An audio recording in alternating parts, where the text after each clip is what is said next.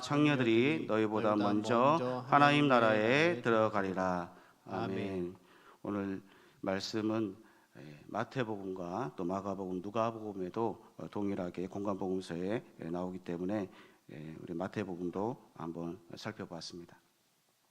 오늘 말씀은 예수님의 비유 시리즈 6번째 시간으로 두 아들의 비유에 대한 말씀입니다. 두 아들의 비유의 배경은 마가복음 오늘 본문 말씀 23절부터 시작하고 있습니다. 예수님께서 수많은 병을 고치시는 사역과 또 귀신을 쫓으시는 사역을 하게 되자 이에 대제사장과 서기관들과 장로들은 예수님께 무슨 권위로 이런 일을 하느냐라고 예수님께 질문을 하였습니다. 이 세 그룹은 71명으로 구성된 그룹이었습니다. 이 사건은 말라버린 무화과 나무를 통해 종말에 어떤 일이 일어날 것인지 가르쳐 주신 날이었습니다. 그리고 성 고난 주간 중 셋째 날인 화요일에 이 사건이 일어났는데 이날 행하신 내용은 마태복음 26장 16절까지 모두 화요일에 일어난 사건을 기록하고 있습니다. 화요일은 예수님의 공생의 기간 가운데 어느 날보다 유대 종교 지도자들과 다양한 논쟁을 하신 날이었고 그 논쟁을 통해 큰 가르침과 깨달음을 주셨습니다. 예수님께서 많은 사람들에게 존경과 높임을 받게 되자 이를 눈의 가시처럼 여겼던 대제사장들과 장로들과 서기관들은 이 어떻게 해서든지 예수님의 명성을 실추시켜서 더 이상 하나님의 나라의 사역을 할 수 없게 하려는데 이들의 목적이 있었습니다. 사실 이 논쟁이 시작된 이유는 예수님께서 유대교의 교육 제도에 따라 정식적으로 가르치는 자에 해당하는 랍비가 아니었음에도 많은 사람들에게 가르친 것에 대해서 대제사장과 서기관들과 장로들은 이 자격도 없는 예수가 랍비 행세를 하였다라고 말을 하고 있는 것입니다. 이에 따라서 마태는 논쟁거리로 삼는 가르치는 권세에 대해서 다룰 것임을 미리부터 암시하기 위해서 이 단어를 사용하고 있습니다. 그런데 마가복음에서는 가르치는 권세에 논쟁이 아니라 성전 정화 사건에 대해서 그 문맥에서 주제를 다루고 있습니다. 사실 유대 종교 지도자들이 문제 삼은 것은 이 성전 정화 사건이었습니다. 이 사건이 있은 후에 대제사장들과 백성의 장로들은 예수님께서 성전에서 돈 바꾸는 자들을 쫓아내는 자들을 못 쫓아내도록 사람을 보내셨습니다. 이들은 예수님께서 하지 말아야 할 행동을 하셨기 때문에 그들 입장에서는 이렇게 좋은 입장은 없었습니다. 이들은 예수님을 죽이려는 음모를 이미 꾸미고 있었지만 어떻게 해야 좋을지 도무지 그 방법을 찾지 못하고 있었습니다. 왜냐하면 예수님께서는 많은 기적과 또 이적과 또 표적을 보여주셨기에 많은 군중들을 의식하여 이들은 쉽게 예수님을 체포할 수 없었던 것입니다. 그래서 체포할 만한 구실을 만들어서 유도하여서 함정에 몰아넣기 위해서 이 질문을 했던 것입니다. 그들은 돈 바꾸는 자들과 장사꾼들을 성전에서 쫓아낼 수 있는 권위를 누구로부터 받았느냐라고 예수님께 질문을 합니다. 이러한 질문을 예수님께서 아직 자신이 메시아이심을 공개적으로 밝히지 않으셨음이 나타나고 있습니다. 만약 예수님께서 자신의 권위를 하나님께로부터 받았다고 말씀하시면 자신을 메시아이며 또 하나님의 아들로 선언하는 행동이 되기 때문에 유대교의 율법상 신성모독죄로 고소하여 재판에 회부할 수 있었던 것입니다. 예수님께서 자신의 권위로 그러한 행동을 하였다고 한다면 이 종교 지도자들은 그를 광신도로 매도하여서 참된 권위를 지닌 자들에게 무리들이 돌아올 것을 확신하고 있었습니다. 그래서 예수님께서는 이들의 함정에 속지 않으셨습니다. 오히려 그들의 질문에 반해서 그들의 동기를 나타내시고 이들의 함정을 피해 가셨던 것이죠. 그래서 이러한 상황 가운데서 만약 예수님께서 대답을 하시지 못한다면 이 신성모독이라는 또 다른 법규 위반으로 실추되지 않는지 잘 살펴보아야 하겠습니다. 이렇게 눈에 가시 같은 존재였던 예수님을 쓰러뜨리기 위한 이 완벽한 질문이라고 대제사장과 서기관들과 이 바리새인들은 이렇게 질문하면 피해갈 수 없겠지라고 그렇게 생각을 했던 것입니다. 그런데 대제사장과 장로들은 예수님께 이렇게 질문합니다. 그들이 다시 예루살렘에 마가복음 11장 27절에 보면 그들이 다시 예루살렘에 들어가니라 예수께서 성전에서 거니실 때 대제사장들과 서기관들과 장로들이 나와 이르되 무슨 권위로 이런 일을 하느냐, 누가 이런 일을 할 권위를 주었느냐라고 질문합니다.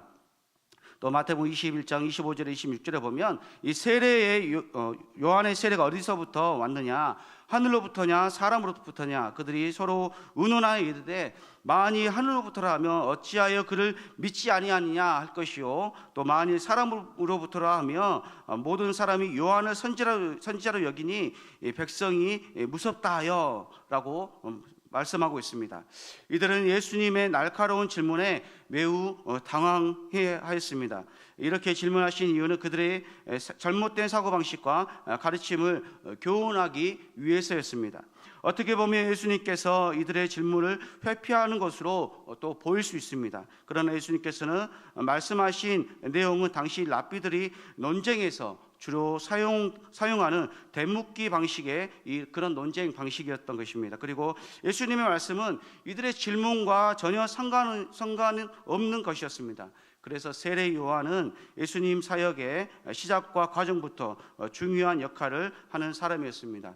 그는 예수님께 세례를 베푼 자였습니다. 예수님의 말씀을 겉으로 보면 이 상황과 질문이 아무런 상관이 없이 보이지만 이 세례 요한에 대한 질문은 이들에게는 아주 난처한 질문이 아닐 수 없었습니다. 이들은 이 질문에 대한 대답을 어떻게 해야 될지 심각한 고민에 빠졌습니다. 말을 잘못하면 자신들의 권위와 위신이 깎일 뿐만 아니라 그동안 자신들이 가르쳐온 모든 것들이 위선될 수 있는 그런 상황이었습니다. 우리 마가복음 11장 29절부터 32절까지 읽도록 하겠습니다. 시작. 예수께서 이르시되 나도 한 말을 너희에게 물으리니 대답하라. 그리하면 나도 무슨 권위로 이런 일을 하는지 이르리라.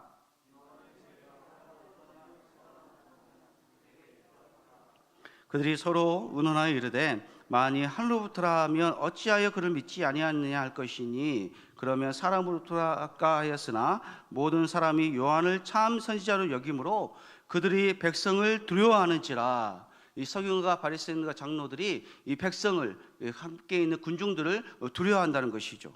만약 요한의 세례가 하늘로부터 왔다라고 하면 그들은 스스로 요한의 말을 듣지도 않고 믿지도 않고 자신들의 유죄를 인정하는 그런 모습이 되는 것이었습니다.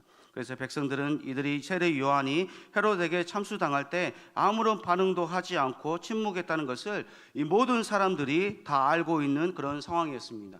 그들이 요한의 권위를 받아들인다면 회개하지 않는 독사의 자식이라는 불명예를 안을 수 있는 이런 상황이었던 것이죠. 예수님을 공경에 빠뜨려 억울한 누명을 씌우려 했던 그들에게 오히려 예수님께서 역공경을 하심으로 그들을 민족의 반역자가 될 수 있는 상황으로 몰아세우셨던 것입니다.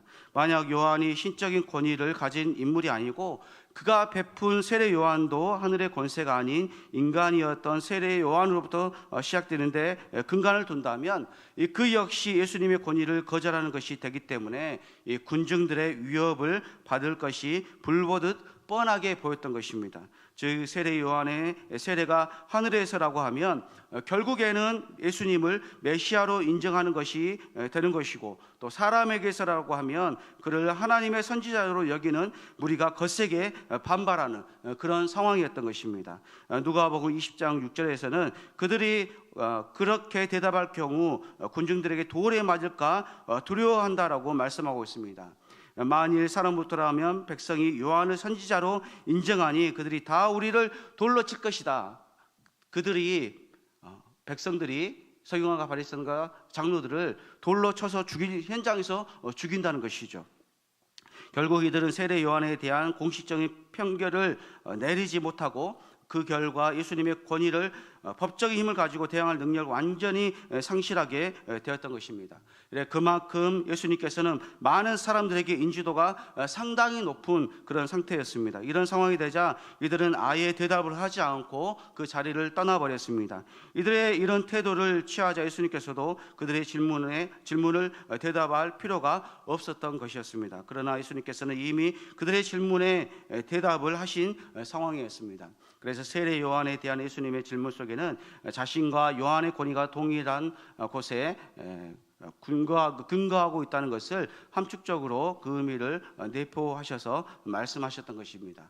그래서 예수님은 이 비유를 고난주간 3일째 되는 날에 대제사장들과 장로들에게 말씀하셨습니다. 이러한 배경적 상황 가운데 오늘 예수님께서는 그들에게 두 아들의 비유를 말씀하고 있습니다. 어떤 사람에게 두 아들이 있는데 맏아들에게 오늘 포도원에 가서 일하라고 시켰습니다. 그런데 아버지에게 가서 일하겠다고 하고 그는 가지 않았습니다. 이제 말을 듣지 않는 첫째를 건너뛰고 아버지는 둘째에게 가서 똑같이 말하였는데 이 둘째는 포도원에 가서 일하지 않겠다고 하였지만 그 후에 자신이 잘못했다는 것을 뉘우치고 가서 일을 하였습니다. 마가복음 11장 33절에 보면 이 예수께서 대답하여 이르되 우리가 알지 못하노라 하니 예수께서 이르시되 나도 무슨 권위로 이런 일을 하는지 너희에게 이르지 아니하니라 하시니라 라고 말씀하고 있습니다. 이 비유를 말씀하시면서 예수님께서 이렇게 말씀합니다. 31절에 보면 누가 아버지의 뜻대로 행하느냐 이르되 둘째 아들이니이다. 예수께서 그들에게 이르시되 내가 진실로 너희에게 이르노니 세리들과 장녀들이 너희보다 먼저 하나님 나라에 들어가리라 라고 말씀하셨습니다. 예수님 당시 로마의 가족법에는 아버지는 자녀에 대한 절대적인 권위를 가지고 있었습니다. 이 비유에 등장하는 한 사람은 하나님을 상징하고 또 둘째 아들 중에서 첫째 아들은 유대인과 이방인들 또 보수적인 유대인들을 상징하고 있습니다. 그리고 이 둘째 아들은 포도원에 가지 않을 것이라고 말하였지만 나중에 뉘우치고 갔습니다. 21장 28절에 보면 너희 생각은 어떠하냐라고 마태복음에 보면 질문합니다. 이 말씀은 유대 종교 지도자들을 비유하신 말씀입니다. 그래서 예수님께서는 아버지의 지시에 순종할 것처럼 말하고 또 실제로는 순종하지 않는 불순종한 아들을 유대 종교 지도자들의 비유하심으로 그들의 허례의식을 그대로 폭로하셨던 것입니다. 그래서 예수님께서는 하나님의 말씀과 뜻을 알고 있지만 그대로 말씀대로 살지 않는 유대 종교 지도자들과 서기관들과 또 바리새인들, 장로들을 향해서 예수님께서 지적하셨던 것이죠. 그들은 먼저 하나님께 선택받은 자들이었습니다. 하나님께 먼저 은혜를 받은 자들이 바로 그들이었던 것이죠. 죄송합니다. 자, 그럼에도 불구하고 하나님의 은혜가 그저 당연히 받아야 할 권리로 이 서기관과 바리새인들 장로들이 그렇게 생각하였던 것이죠. 그에 대한 감사와 또 감격과 은혜도 그들은 전혀 깨닫지도 못했습니다. 그런데도 여전히 그들은 자신들이 하나님께 먼저 선택을 받았기 때문에 하나님의 뜻대로 살지 않아도 자신들은 선미라는 민족적 사상으로 그런 특권의식을 가지고 있었습니다. 그래서 그들은 이것에 대한 자부심이 대단했던 것이죠. 그러나 예수님께서는 그런 자부심과 자긍심과 또 민족적 사상이 너희들을 하나님 나라로 이끌어주는 것이 아니다라고 강력하게 말씀하고 있는 것입니다. 첫 번째 아들의 비유가 되는 대상은 전통적 유대인들, 또 제사장들, 또 장로들, 서기관과 바리새인들이었습니다. 그리고 이 비유에 대칭되는 비유는 악한 소작인의 비유, 또 왕의 결혼 잔치에 초대된 초대의 비유가 이 비유와 동일한 그런 뜻을 가지고 있습니다. 첫째 아들은 불순종한 것에 대해 번민하거나 죄송해하지 않고 또 뉘우치지도 않았습니다. 대제사장들과 장로들은 아버지의 명령에 대하여 예의하고 대답한 후에 가지 않은 그런 맏아들과 같은 것이죠. 이들은 율법에 익숙한 종교 지도자들이었고 또 말씀에 대해 해박한 지식이 있었지만 순종하는 척만 했지 속으로는 하나님의 말씀을 받아들이지도 않고 그 뜻대로 살지도 않았습니다. 율법학자들과 대제사장들은 입으로는 하나님의 말씀을 외쳤지만 실제적으로는 말씀대로 살지 않았던 것이죠. 그들은 율법을 잘 지키는 것처럼 보였지만 이 살아계신 하나님, 그 실체이신 하나님을 보고 있으면서도 예수님을 배척함으로 하나님의 뜻에 불순종하였던 것입니다. 하나님은 자비로우신 분이십니다. 그리스도인은 하나님과 사람 앞에서 우리는 진실해야 할 것입니다. 사실 때로는 자신의 체면과 또 이익과 신변 보호를 위해서 우리는 때로는 상황에 따라서 진실하지 않을 수 있습니다. 그러나 그렇게 현재의 상황과 위기만 모면하려고 한다면 그 모든 것이 부메랑이 되어서 다시 돌아올 때는 큰 허리케인이 되어서 다시 돌아오게 된다는 것이죠. 그러므로 하나님의 말씀은, 하나님의 사람은 사람을 기쁘게 할 것이 아니라 하나님을 기쁘게 하시는 그런 삶을 우리가 살아야 하겠습니다. 첫째 아들과 같은 그리스도인은 겉으로는 겸손하고 진실하며 잘 믿는 것처럼 그렇게 보이지만 실제적으로는 하나님을 불신앙하고 또 그분의 뜻을 불순종하는 자라고 할 수 있습니다. 누가복음 6장 우리 46절에서 47절 같이 읽어보도록 하겠습니다. 시작. 너희는 나를 불러 주여 주여 하면서도 어찌하여 내가 말하는 것을 행하지 아니하느냐. 내게 나와 내 말을 듣고 행하는 자마다 누구와 같은 것을 너희에게 보이리라. 아멘. 예수님께서는 다시 아버지가 둘째 아들에게 가서 똑같이 말하였다라고 강조하고 있습니다. 둘째 아들은 세리, 또 장녀, 이방인들을 상징하고 있습니다. 그들은 아버지의 말씀대로 할 수 없는 것을 인정하고 또 가지 않겠습니다라고 말하고 있습니다. 두 아들이 다 아버지의 마음을 상하게 했습니다. 이 비유는 말보다는 행동을 높이 평가하고 있습니다. 그 요점은 뉘우치고 갔다는 데 있는 것이죠. 둘째는 아버지의 말씀을 순종하지 않았던 것을 후회하고 포도원에 일하러 갔습니다. 그는 아버지의 뜻을 실행했습니다. 이 비유는 뒤에 뉘우치고 가서 일한 둘째가 가서 일하지 않은 첫째보다 낫다는 것을 가르치고 있습니다. 세리들과 창녀들, 이방인들은 하나님의 자녀가 아니었지만 자신들이 죄인임을 깨닫고 예수님을 믿어 그들은 구원함을 얻었습니다. 그렇습니다. 우리가 세상 가운데 살아갈 때 우리의 정체성이 무엇인지 우리는 잘 알아야 합니다. 그러므로 오늘 말씀을 통해서 우리가 두 가지 영적 교훈을 생각해 보고자 합니다. 첫 번째로는 하나님의 말씀에 순종하는 살려고 힘을 써야 합니다. 에스겔서 18장 21절에서 22절은 이렇게 말씀하고 있습니다. 그러나 악인이 만일 그가 행한 모든 죄에서 돌이켜 떠나 내 모든 율례를 지키고 정의와 공의를 행하면 반드시 살고 죽지 아니할 것이라. 그 범죄한 것이 하나도 기억함이 되지 아니하리니 그가 행한 공의로 살리라 라고 말씀하고 있습니다. 마태복음 7장 21절에 보면 나더러 주여 주여 하는 자마다 다 천국에 들어갈 것이 아니요 다만 하늘에 계신 내 아버지 뜻대로 행하는 자라야 들어가리라 라고 말씀하고 있습니다. 이 비유는 탕자의 비유와 비슷한 내용이 많습니다. 둘째 아들은 아버지에게 순종했습니다. 세리들과 장녀들은 처음에는 하나님의 말씀에 순종하지 않았지만 후에는 말씀을 듣고 하나님께로 돌아왔습니다. 그들은 하나님 앞에 더욱더 믿음으로 나아가기 원했습니다. 둘째 아들은 그렇게 말한 뒤에 일하러 간 둘째 아들과 같은 것이죠. 야고보는 우리에게 말씀을 알고도 행하지 아니하여 자신을 속이는 자가 되지 말라라고 경고하고 있습니다. 야고보서 1장 22절에 우리 같이 읽습니다. 시작. 너희는 말씀을 행하는 자가 되고 듣기만 하여 자신을 속이는 자가 되지 말라. 너희는 말씀을 행하는 자가 되라. 하나님의 말씀을 들었으면 그대로 행하고 따르고 해야 된다는 것을 말씀하고 있습니다. 그리고 우리가 잘 아는 말씀인데 우리 사무엘상 15장 22절에 보면 사무엘이 이르되 여호와께서 번제와 다른 제사를 그의 목소리를 청종하는 것을 좋아하신 같이 좋아하시겠나이까. 순종이 제사보다 낫고 듣는 것이 수양의 기름보다 나으니 라고 말씀하고 있습니다.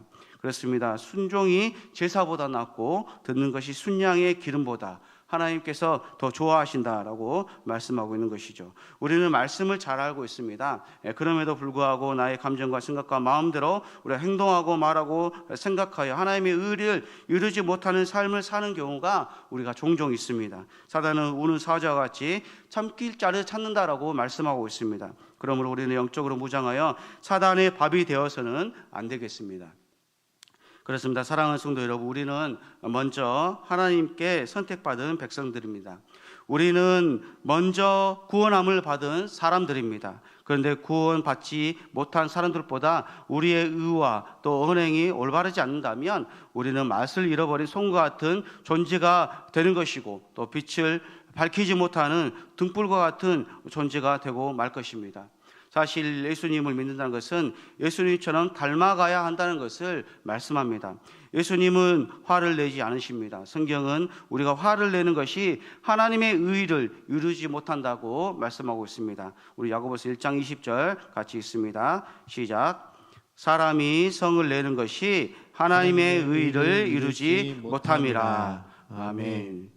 사람이 성을 내는 것이 하나님의 뜻을 이루지 못한다고 말씀하고 있습니다. 성경은 분노에 대해서도 잘 말해주고 있습니다. 이 분노에는 의로운 분노, 악에 대해서 우리가 경험할 수 있는 종류의 분노, 또 공분이 있고, 다른 하나는 그저 죄로 인한 분노가 있습니다. 첫 번째는 분노의 원인은 타인이나 환경에 의한 것이 아니라 자신의 마음 속에 있다는 것이죠. 마태복음 15장 19절에 보면은 마음에서 나오는 것은 악한 생각과 살인과 간음과 음란과 도둑질과 거짓 증언과 비방이니라고 말씀하고 있습니다. 데이비드 파울리스는 우리의 마음이 스폰지와 같다라고 말씀합니다. 만일 스폰지를 짜는데 검은 잉크가 나오면 짜는 행위 자체가 검은 잉크의 유출을 초래한 것처럼 보일 수 있습니다. 그런데 내가 다른 스폰지를 짰는데 거기서 깨끗한 물이 나올 수 있습니다. 따라서 잉크가 나온 것은 짜는 행위 때문이 아니라 잉크가 스폰지 속에 들어있었기 때문입니다. 이 짜는 행위는 그저 그 속에 들어있는 것을 드러낼 뿐입니다. 다른 사람들이나 환경이 우리의 마음을 짤 수 있는데, 그때 분노가 나오면 그것은 그 분노가 우리 마음속에 있기 때문이라는 것이죠. 야고보 사도는 우리 자신의 정욕들이 우리의 모든 다툼과 싸움을 불러일으킨다라고 말씀하고 있습니다. 우리가 욕심을 내는데 얻지 못하게 되면 더 다툰다라고 말씀하고 있는 것이죠. 우리가 두 번째로 생각해 볼 것은 예수님께서는 죄인들이 먼저 하나님 나라에 들어간다라고 말씀하고 있습니다. 우리 마가복음 11장 33절 마지막 절 같이 읽도록 합니다. 시작. 이에 예수께서 대답하여 이르되 우리가 알지 못하노라. 이에 하니 예수께서 이르시되 나도 무슨 권위로 이런 일을 하는지 너희에게 이르지 아니하리라 하시니라. 아멘. 예수님께서는 말씀을 알고도 실천하지 아니하고 자신의 사리사욕으로 사는 자들보다 선택받지 않았지만 하나님의 말씀대로 사는 세대와 창녀들이 먼저 하나님 나라에 들어가게 될 것이라고 선포하고 있습니다. 그들이 하나님 나라에 들어갈 수 있는 이유는 하나님의 나라를 도래케 하실 메시아의 길을 예비하고 또 예고한 세례 요한의 선포를 믿지 않았기 때문입니다. 그 결과 그들은 메시아 자신도 영접하지 못하였고, 이 결국에는 예수님께서 친히 십자가의 사건을 통해 천국으로 가는 길을 열어놓으셨음에도 불구하고 그들은 하나님 나라에 들어갈 수 없는 운명이 되고 말았던 것입니다. 이렇게 이스라엘 종교 지도자들의 문제는 단지 도덕적 부패나 종교적 진실성의 결여뿐만 아니라 더 결정적으로는 예수님 안에 나타나는 하나님의 구원의 활동을 깨닫지도 환영하지도 않은 잘못된 행동이 큰 문제가 된 것입니다. 예수님께서는 선택받지 않는 자들이 하나님의 말씀을 지키고 또 행하고 선하게 살아가므로 그들이 먼저 하나님 나라에 들어가게 될 것이라고 말씀하셨습니다. 이 말씀에 자신들이 먼저 하나님 나라에 들어가게 될 것이라고 생각하고 또 믿고 대대로 그런 사상에 사로잡힌 전통적 유대인 서기관 바리새인들은 큰 충격에 빠지지 않을 수 없었습니다. 그들은 너무나도 당황하고 이해할 수 없는 예수님의 말씀을 이해할 수 없었습니다. 아무리 그들이 말씀을 알고 율법과 규례와 도덕적 의무를 잘 이해한다고 해도 그 중심에 하나님을 믿는 믿음이 없고 또 형식적이고 외형적이고 거칠어진 삶을 산다면 그들보다 먼저 이방인들, 선택받지 못한 자들이 하나님 나라의 백성이 된다고 예수님께서 말씀하고 있는 것이죠. 그렇습니다. 우리가 예수 그리스도를 믿는 것도 중요하지만 그보다 더 중요한 것은 말씀대로 살아가는 일인 줄로 믿습니다. 마지막 결론입니다. 우리 사랑하는 성도 여러분, 예수님께서는 대제사장과 서기관들과 또 바리새인들을 향하여 그들의 믿음과 행함이 일치하지 않는 삶에 대해서 지적하시고 교훈하셨습니다. 사실 우리도 이러한 모습이 우리 안에 있는 것을 부인할 수 없습니다. 성도가 거룩하게 살아야 할 이유는 첫째는 하나님이 거룩하시기 때문입니다. 그리고 하나님께서는 내가 거룩하니 너희도 거룩하라 라고 명령하셨기 때문입니다. 둘째는 우리가 하나님의 자녀이기 때문입니다. 세상 속에서 살아가지만 우리는 세상에 속하지 않는 자들입니다. 그렇기 때문에 왕의 자녀는 그의 법도의 성품과 또 품위와 그 위치에 맞게 행동을 해야 하는 것이죠. 왕인데 왕자인데 거지처럼 행동한다면 상궁이나 신하들이 뭐라 할까요? 채통을 지키셔야 됩니다. 채통을 지키셔야 됩니다. 아마 그렇게 우리 사극에 보면 그렇게 말을 하는 것을 볼 수가 있습니다. 그러므로 하나님께서도 우리가 그런 행동을 할 때에 채통을 지키라고 하지 않을까요? 우리가 영적 싸움에서 우리가 전신갑주를 입고 또 믿음으로 기도로 말씀으로 승리하는 삶을 살아가시는 거룩한 하나님의